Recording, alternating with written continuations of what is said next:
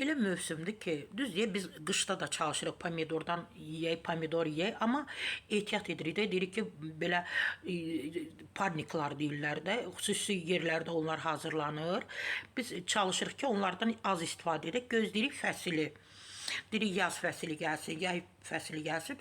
Deyilənə görə, məsələn, fəsildə yetişən meyvələr daha kalorilidir, orqanizmə daha çox xeyir verir və vitaminləri özündən orqanizmə ötürür. Amma indinin özündə də nə qədər süni pomidor, xiyar, badımcan, kələm yetişir və gör nə olub, Vasmoy bazarında pomidorların qırmızı görünməsi üçün hiylə işlədilir.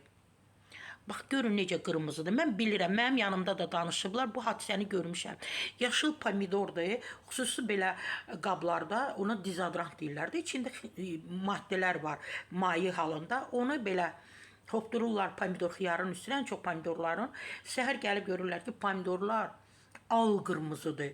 Belə rəngləri də qan rəngdə, tünd olub. Bunu yəni şahidi olanlar da var. Orada çalışanlar, xüsusi olaraq orada çalışan qadınlar var, kişilər, oğlanlar var ki, deyir ki, biz məhz pomidorların üzərinə o dezodorantlar yoxdur, o mayeləri vururuq ki, səhərə pomidoru qızarsın, yetişmiş hal alsın, o satış aparsınlar bazara.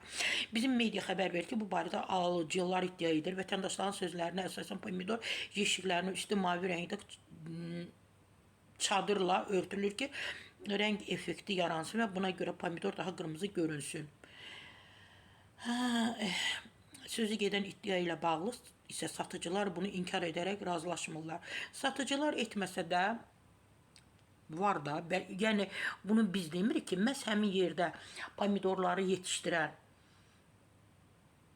çalışan xanımlar var, bəylər var ki, onlar məhz pomidorun vaxtından əvvəl yetişməsi üçün hansı prosesləri etdiklərini danışıblar.